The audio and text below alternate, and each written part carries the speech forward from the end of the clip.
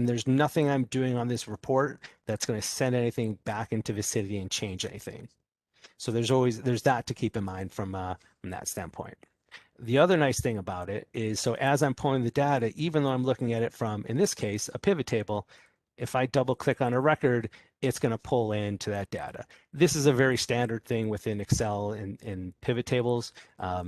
Again, not sure what everyone's what's everyone's experience is with pivot tables and Excel, but for those that know pivots, you'll generally know that you can always get to that data just by double clicking on that entry itself.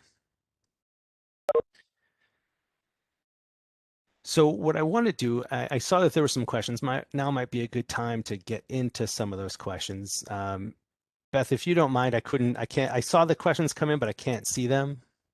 So if you don't mind reading some of them. I see one right now that says, does this work if you have Vicinity as an RDP as well as Vicinity on a local computer? Absolutely. So where this gets set up, so the OData itself,